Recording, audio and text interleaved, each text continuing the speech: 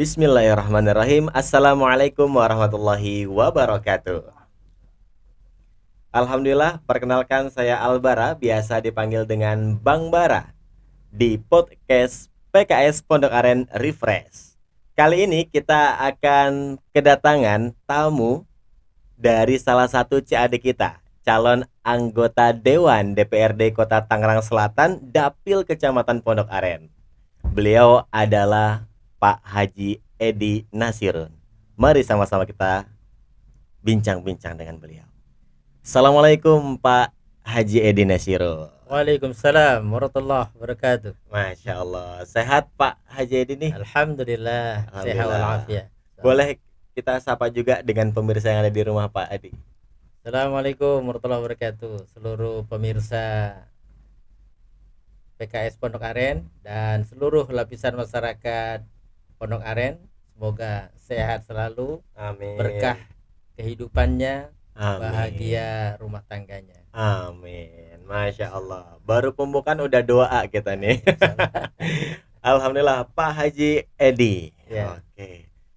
Dengar-dengar katanya maju nih di perhelatan politik 2024 sebagai calon anggota dewan. Betul ya Pak? Insyaallah.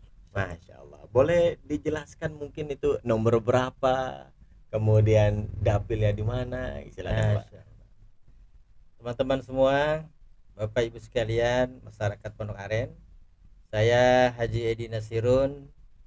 Alhamdulillah pada kontestasi politik di tahun ini Partai Keadilan Sejahtera mengamanahi saya sebagai calon anggota Dewan dari Dapil Kecamatan Pondok Aren dengan nomor urut 4. Nomor 4. Ingetin, nomor 4.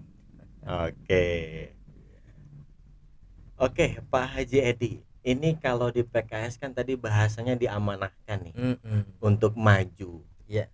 Nah, kira-kira kalau dari diri Pak Haji Edi sendiri nih, motivasinya apa sih sehingga menerima ya tawaran dari PKS tersebut? Kira-kira apa nih? Yang pertama, berangkat bahwa hidup ini adalah ibadah. Dalam segala apapun yang kita lakukan dan posisi level apapun kita berada, maka lakukan itu semuanya konteksnya adalah ibadah. Oleh sebab itu menjadi salah satu daripada calon anggota dewan melalui Partai Keadilan Sejahtera ini adalah cara saya untuk mengaktualisasikan diri untuk supaya lebih bermanfaat, sehingga manfaat itu bisa dirasakan oleh masyarakat, khususnya orang Pondok Aren, dan kemanfaatan itu adalah bagian daripada ibadah. Masya Allah. Mudah-mudahan masyarakat Pondok Aren, kita bagaimana bisa bersama-sama bahwa membangun Pondok Aren ini dengan motivasi meningkatkan amal ibadah kita. Masya Allah. Kalau dari Pak Haji Edi sendiri melihat masyarakat Pondok Aren ini tuh seperti apa sih? Ya, alhamdulillah, saya manggilnya Bang apa Kakak nih? Bang Bara aja. Bang Bara.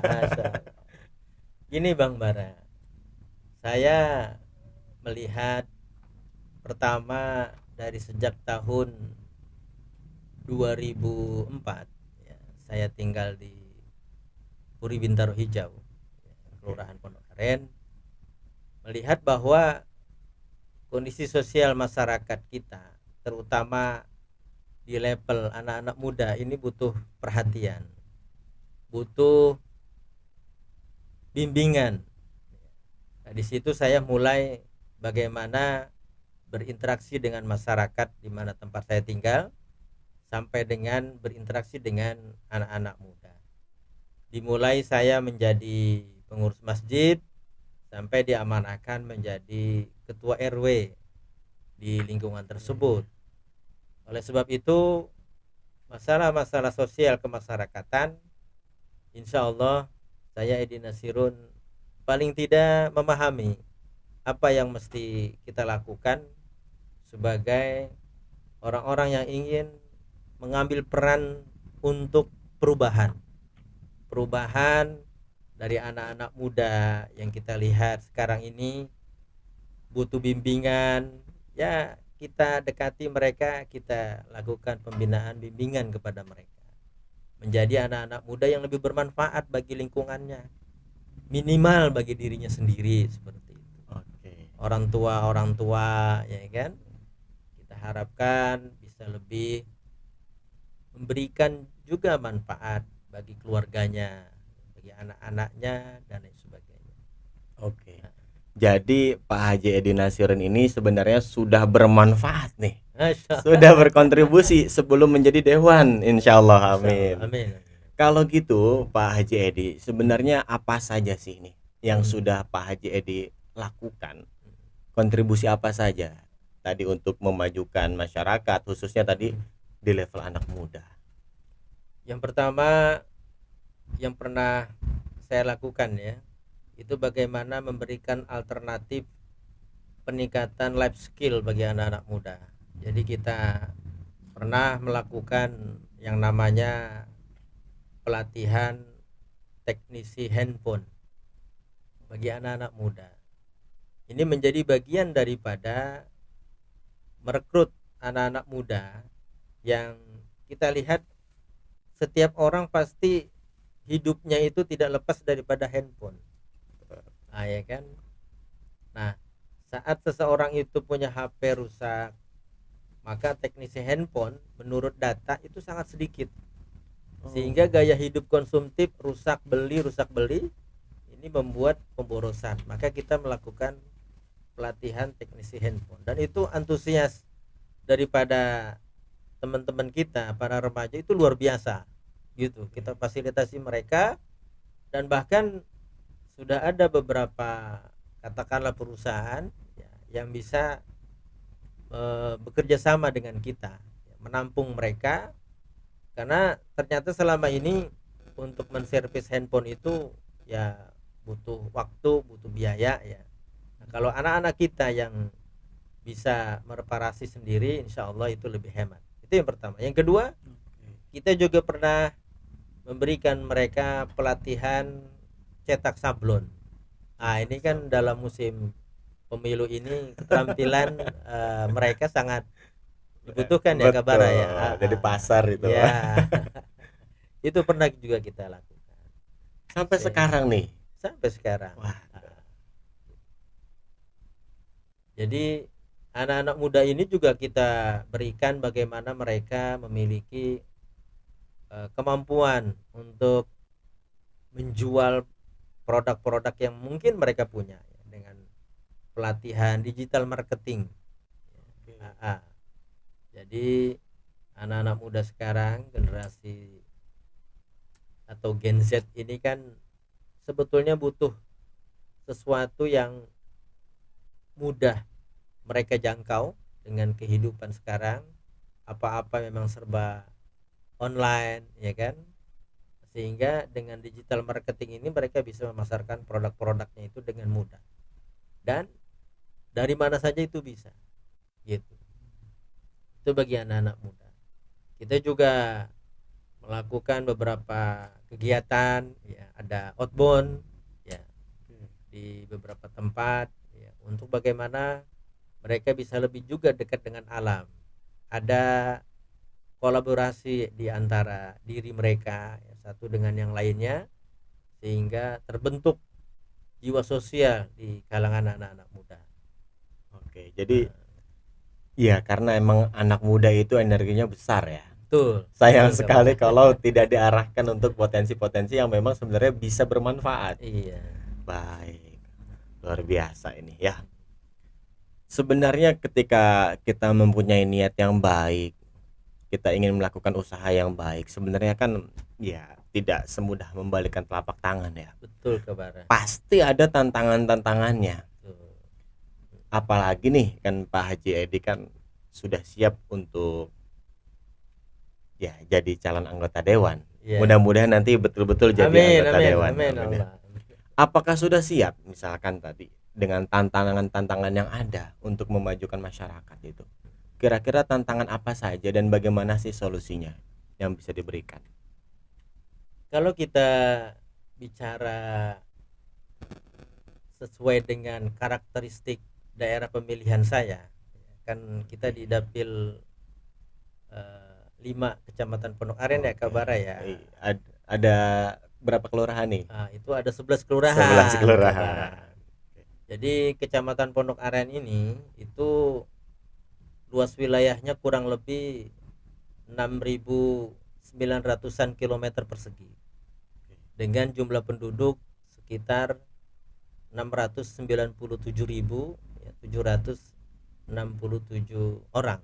Luar biasa. Hafal jumlahnya ya? Kira-kira Oke. tentunya dengan jumlah yang luar biasa ya, ini berdasarkan Badan Pusat Statistik di tahun 2021. Oke. Mudah-mudahan setelah dilakukan coklit ya di 2002 kemarin, itu ada penambahan jumlah penduduk di Kecamatan Pondok Aren. Jadi saya melihat bahwa dengan banyaknya penduduk, dengan padatnya penduduk di wilayah Pondok Aren ini tentunya tantangan-tantangan juga semakin besar, baik pembangunan secara infrastruktur ataupun pembangunan yang non infrastruktur. Katakanlah bagaimana pembangunan sumber daya manusianya ya. Jadi dari mulai remaja ya, orang-orang dewasa sampai dengan orang tua, ini perlu perhatian bagi kita, terutama bagi calon-calon anggota dewan ya, agar supaya proses daripada perjalanan interaksi sosial kita ini tidak hanya interaksi sosial yang sesaat gitu. Jadi katakanlah kita berinteraksi hanya saat ada perlunya saja. Tahun politik. Ini saya pikir sesuatu yang perlu dirubah. Oke. Jadi bagaimana kita melakukan interaksi sosial ya, ini akan menjadikan hubungan kedekatan antara anggota dewan kepada masyarakat itu akan lebih semakin baik gitu, semakin erat, sehingga aspirasi-aspirasi di masyarakat juga akan mudah untuk diserap gitu. Bagaimana anggota dewan itu bisa dekat dengan masyarakat ya, kalau dia tidak intensif ya, atau tidak sering untuk bisa berinteraksi dengan masyarakat. Jadi kita harapkan anggota dewan ini atau seluruh calon-calon anggota dewan ya, termasuk saya Edi Nasirun ya, ini bisa lebih mengintensifkan interaksi sosial kita kepada masyarakat. Memang kita ada keterbatasan tentunya, tidak bisa menjangkau seluruh daerah ya dari 11 kelurahan. Tapi paling tidak ya, kita bisa melalui dengan orang-orang yang kita percaya, jadi membangun komunikasi dengan aparatur desa ya, dengan RT, dengan RW yang bisa mewakili kita dan memfasilitasi kita untuk bertemu dengan masyarakat. Iya, karena memang ya sedikit ke sana klaster, sedikit sini perumahan. Di sini ya perumahan biasa. Iya. Jadi tantangan tersendiri ya. Tantangan tersendiri. Baik Pak Haji Edi, luar biasa tadi. Ternyata sudah begitu jelas ya gambaran tentang masyarakat Pondok Aren. Iya. Tantangan dan solusinya. Selanjutnya saya mau bertanya nih berkaitan dengan kepemimpinan. Menurut Pak Haji Edi ini kepemimpinan itu apa? Masya Allah. Terima kasih Kabara. Ya, di saat tahun-tahun pemilu ini memang masyarakat Indonesia dihadapkan kepada figuritas, figur yang akan membawa perahu yang luar biasa besar yang bernama Indonesia. Ke arah mana perahu itu akan berlabuh kan gitu. Perahu ini dinakodai oleh siapa? Maka ini sangat erat hubungannya dengan seseorang. Maka jiwa leadership kepemimpinan ini menjadi dambaan bagi seluruh rakyat Indonesia yang membawa negara kita yang luar biasa besar ini tentunya terjadi satu perubahan yang lebih baik lagi. Harga-harga sembako, ya kan, dari yang kayaknya rata-rata ibu rumah tangga merasakan harga-harga sembako itu mahal gitu kabar, bisa murah, bisa terjangkau, ya kan. Jadi harga-harga yang selama ini mungkin rumah tangga butuhkan itu lebih terjangkau. Jadi kalau ibu-ibu dikasih uang rumah, di uang apa, uang belanja ya Bu ya, sama suaminya minimal ada lebihnya gitu, nggak habis. Iya, iya. Biasa mungkin beli apa, minyak goreng ya yang harganya 10.000 sekarang sudah 14.000, 15.000, sehingga ibu-ibu nggak bisa nabung Bu ya. Nah mudah-mudahan stabilitas pangan ini bisa terbentuk ya dari kepemimpinan. Oleh sebab itu kepemimpinan itu adalah orang yang berintegritas. Dia memiliki integritas. Apa maksudnya? Antara ucapan dan perbuatan itu selaras, seimbang. Kalau dia mengatakan jujur, maka perilakunya juga jujur. Kalau dia mengatakan tidak akan korupsi, ya maka perilakunya juga dia akan menjauhi dari perbuatan-perbuatan yang mengarah kepada korupsi dan lain sebagainya. Artinya kita memang sekarang ini krisis integritas seorang pemimpin, sehingga kadang-kadang potret yang ada, apa yang dia katakan besok jauh daripada apa yang dia katakan tersebut dari tingkah laku perbuatannya, sehingga Janji manis ya. janji manis, sehingga rakyat merasa terbohongi gitu. Selanjutnya adalah amanah. Amanah ini adalah saat dia diberikan kepercayaan oleh masyarakat menjadi presiden, ya kan. Belum lama ini KPK bagaimana pimpinannya kita tahu, kasus. Nah ini kita harapkan ke depan tidak lagi terjadi. Kenapa? Karena dia tidak amanah, orang-orang seperti itu. Sudah berjanji di bawah sumpah, tapi dia melakukan pelanggaran. Dia sudah komitmen menegakkan korupsi, tapi dia malah terjebak kepada perkataan perbuatannya sendiri. Nah ini kita tidak ingin ya, memiliki ke depan pemimpin yang tidak berintegritas, pemimpin ke depan yang tidak aman.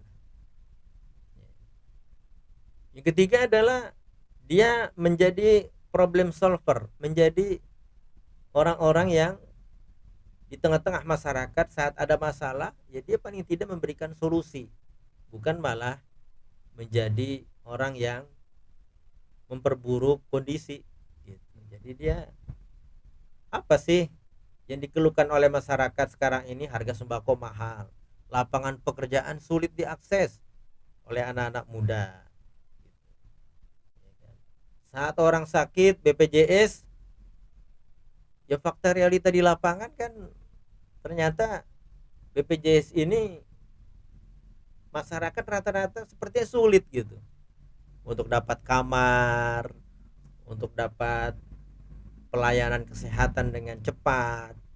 Padahal kalau nunggak, masyarakat terbebani dengan tunggakan itu kabar. Nah, hadirnya pemimpin, dia memberikan solusi bagi masyarakat-masyarakat kita yang tadi sedang dalam keresahan, kegundah-gulanaan. Bagi pengendara motor ya, abang-abang ojol, sekarang kan dikeluhkan kok BBM sekarang cepat habis gitu ya abang ojol ya. Nah, jadi baru beli BBM bahan bakar minyak kok tiba-tiba cepat habis gitu, entah ini ada campuran oktannya apa gitu ya, sehingga kok bisa cepat habis. Nah ini kan kondisi-kondisi yang ada di setiap lapisan masyarakat. belum lagi kita diserbu dengan narkoba ya, dan lain sebagainya.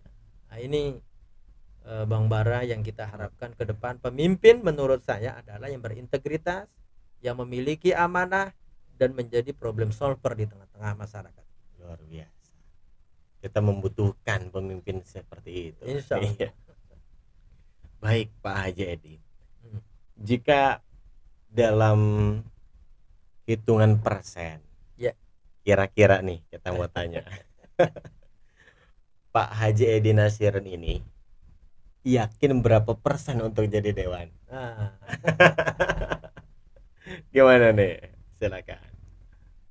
masyarakat Pondok Aren yang saya cintai, yang saya hormati, saya Edi Nasirun berharap kita bersama-sama ya, membangun Pondok Aren ini agar supaya lebih baik lagi.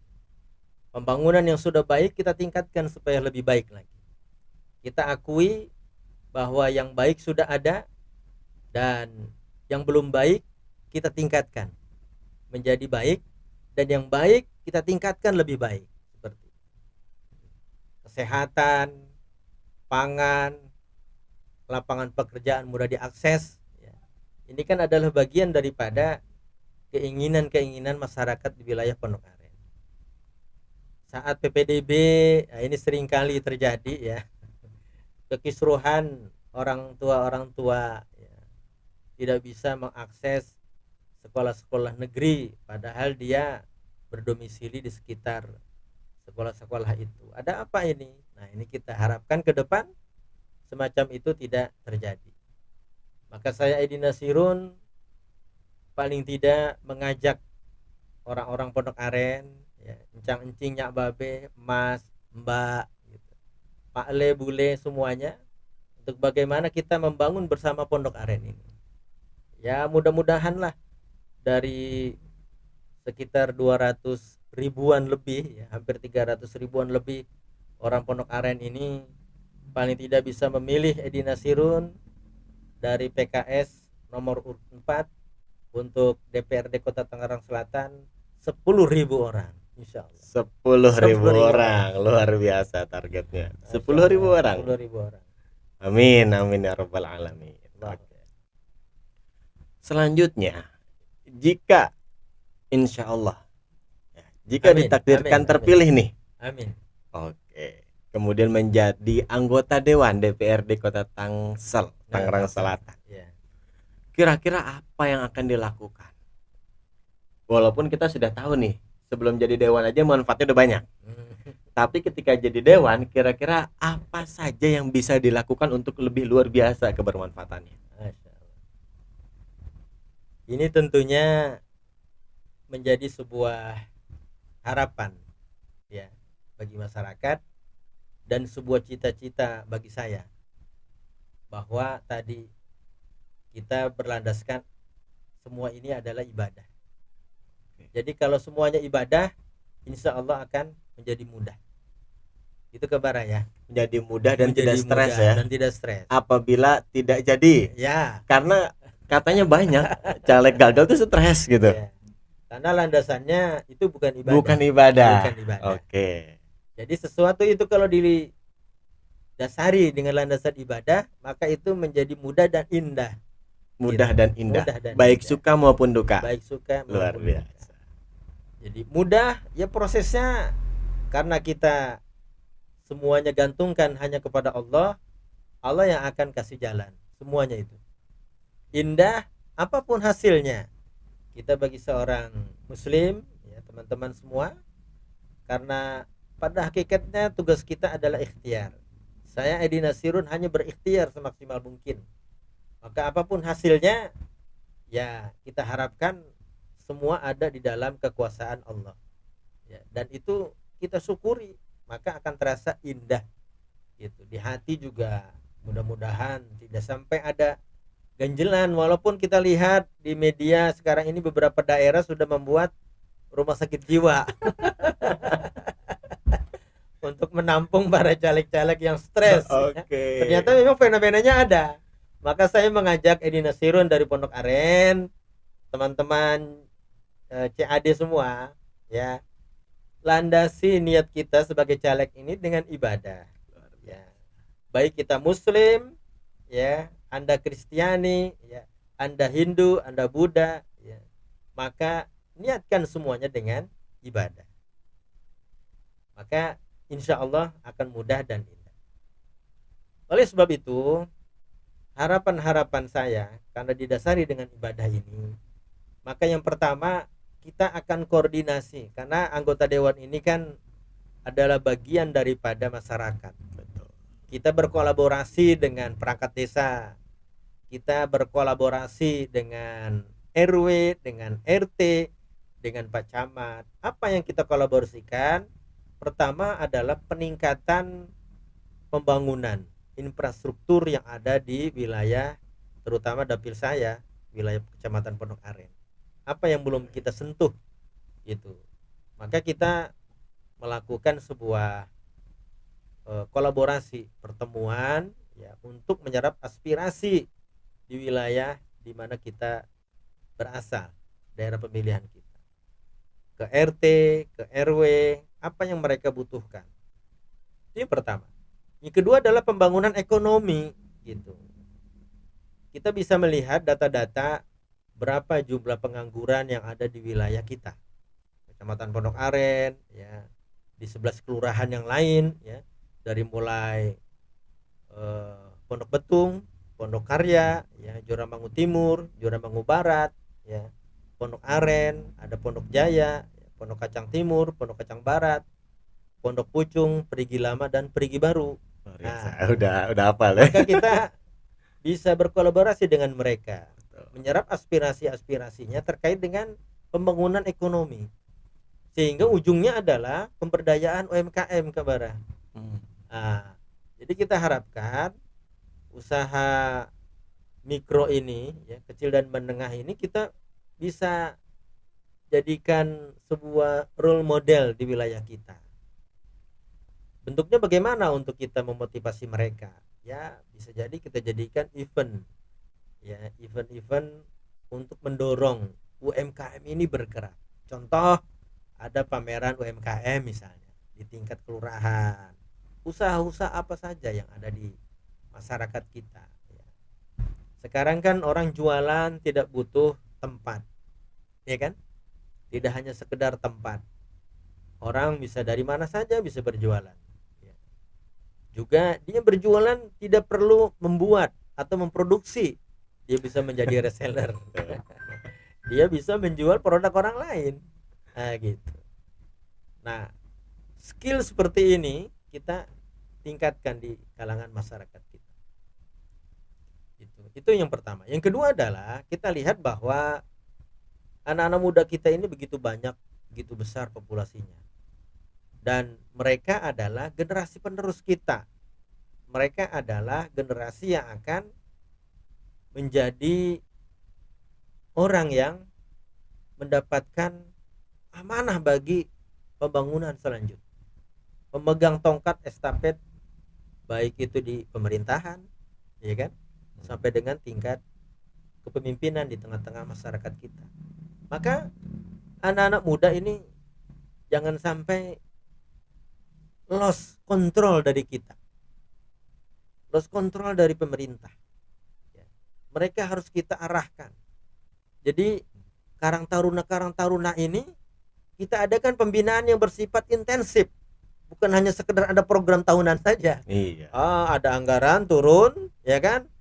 Adakan pelatihan ini pelatihan itu, tidak hanya sebatas itu. Semangatnya di awal doang. Jadi pembinaan remaja ini tidak bersifat sesaat, tapi bersifat berkesinambungan dan terus menerus ke Bara. Kenapa? Karena anak muda ini kalau dia tidak dikontrol, ya, lost control ini akan menimbulkan kondisi yang membuat mereka itu mencari sendiri jalannya, mencari arah sendiri. Nah, ini perlu ada pendampingan dari kita, aparatur pemerintah, ya tadi berkolaborasi dengan perangkat-perangkat desa sampai dengan tingkat RT.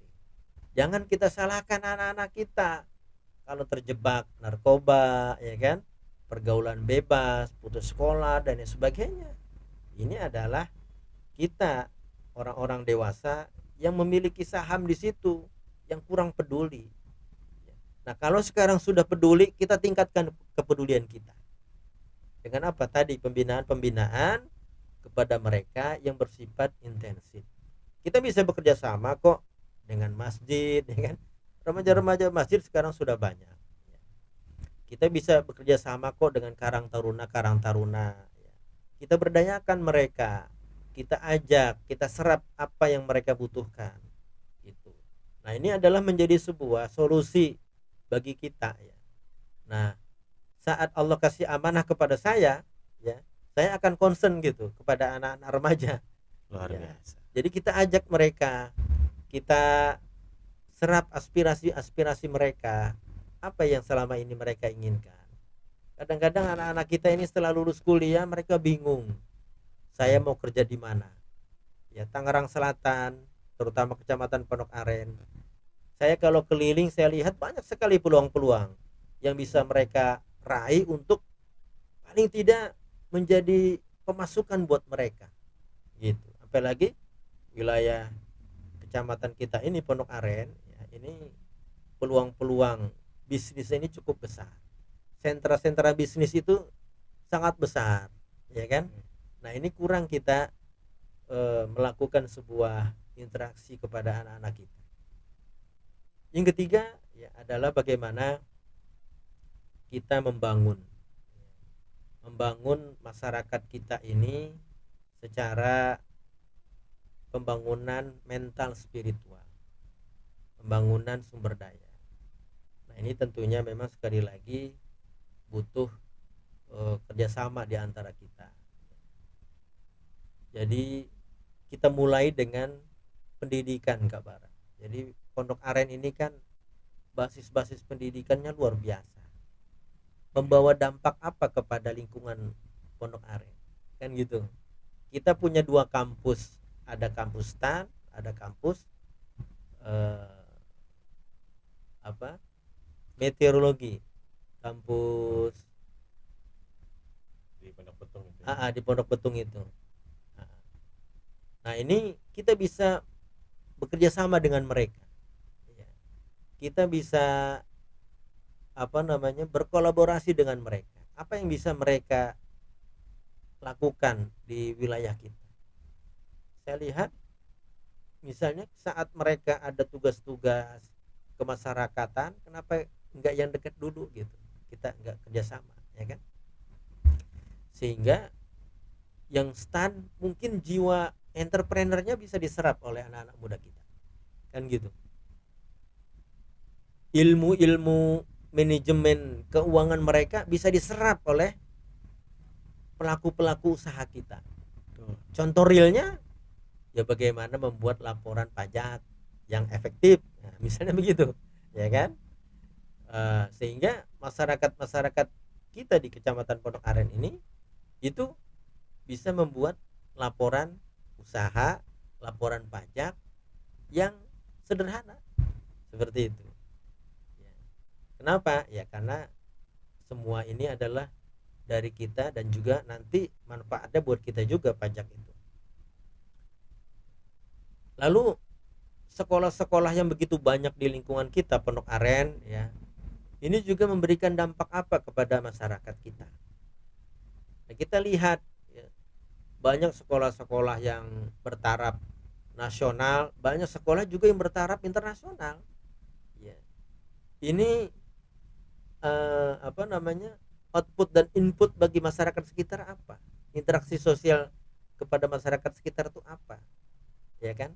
Nah, ini kita sudah berkolaborasi belum dengan mereka? Kan misalnya banyak saya lihat sekolah-sekolah itu menggunakan bahasa asing, ya kan? Nah, paling tidak ya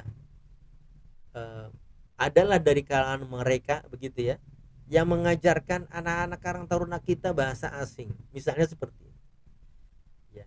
Jadi ada sebuah amal, ya, sebuah perilaku ya dari mereka ya, bekerja sama kepada aparat terkait untuk bisa mengaktifasi anak-anak remaja kita, sehingga Karang Taruna dia memiliki kemampuan berbahasa. Siapa yang ngajar? Ternyata dari sekolah ini, dari lembaga pendidikan ini. Nah, itu kan terjadi interaksi sosial. Jadi ada manfaatnya keberadaan lembaga pendidikan itu kepada masyarakat kita. Nah, itu kabar. Mudah-mudahan ini memang tentunya sesuatu yang kita rencanakan ya, dan butuh realisasi yang didukung oleh banyak komponen tentunya. Jadi kalau rencana ini hanya sebatas rencana, ya tentunya hanya sebagai konsep ya. Tapi mudah-mudahan ya, bila Edi Nasirun terpilih, kita bisa Amin. berkolaborasi dengan berbagai macam komponen. Itu kabar. Masya Allah. Panjang lebar sudah dibahas. Ternyata betul-betul mengetahui seluk-beluk ini ya. Dan memang ini yang diharapkan daripada calon anggota dewan kita. Lalu bagaimana jika ada sebagian masyarakat kita yang tidak mau menggunakan hak pilihnya? Kemudian ada juga yang beranggapan bahwa salah terjun ke politik ya. Politik itu kotor, nggak usah. Ujung-ujungnya korupsi lagi. Menurut pandangan Pak Haji Edi itu gimana sih? Pada hakikatnya di era demokrasi ini, pemikiran seperti itu boleh-boleh saja. Boleh-boleh saja. Ada catatannya nggak nih? Ya. Tapi ya. Jangan dipotong. Artinya itu kan dari sisi pemikiran ya. Pemikiran seseorang itu ya, itu kita tidak bisa cegah, sah-sah saja karena dalam bentuk pemikiran. Oke. Ya, gitu. Seperti seseorang mencintai seseorang, ya kan gitu. Jangan dipaksakan. Karena cinta itu bebas. Oke. Yang tidak boleh adalah orang nggak mencintai kita cintai, kan gitu. Dan cinta itu ada unsur-unsur paksaan. Nah, saat kita lihat bahwa ada orang yang berpikiran, beranggapan ya dia ayo kita golput saja. Ya kalau dia memang mau golput silakan, tapi jangan ngajak-ngajak gitu. Oke. Jangan maksa-maksa orang untuk ikut golput. Mungkin karena dia tidak tidak senang gitu dengan calon yang ada sekarang ya, sehingga dia kan gitu. Sudah ada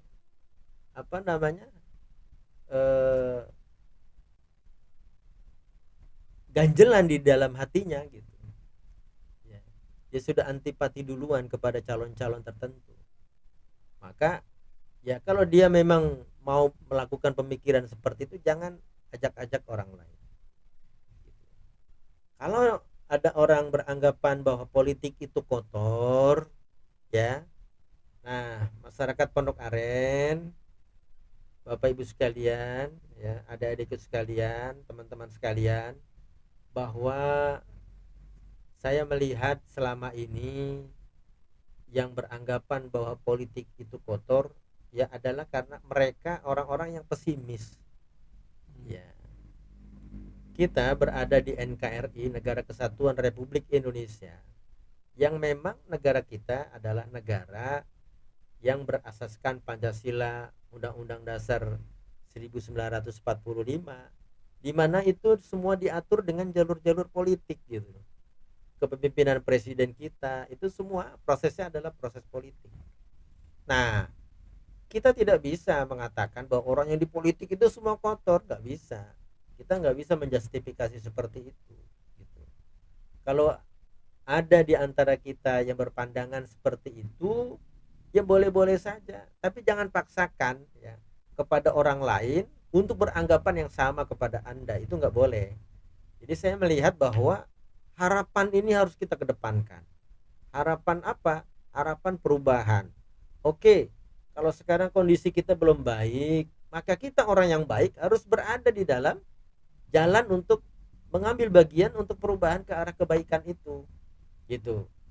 Jadi jangan sampai ada orang buang sampah sembarangan, kita ikut buang sampah, kan gitu. Kita jadilah orang yang membersihkan sampah itu, lalu kita buang sampah itu ke tempat yang tepat tempat pembuangannya, sehingga lingkungan akan menjadi bersih gitu. Nah, oleh sebab itu kalau kita ya, melihat sekarang ini negara kita belum ada perubahan, ya tentunya memang tidak seperti semudah membalikan telapak tangan ke bara, harus ada proses tertentu. Nah, oleh sebab itu saya Edi Nasirun masih menaruh harapan besar bagi tokoh-tokoh kita, bagi siapapun Anda ya, calon anggota dewan, untuk bersama-sama kita melakukan perubahan. Perubahan dari yang terkecil, dari diri kita sendiri. Ya. Kalau kita selama ini masih malas, ya ubah kemalasan itu menjadi sifat yang rajin, seperti itu. Kalau kita yang selama ini mudah berbohong, ubah ya, buang kebohongan itu menjadi sifat-sifat kejujuran.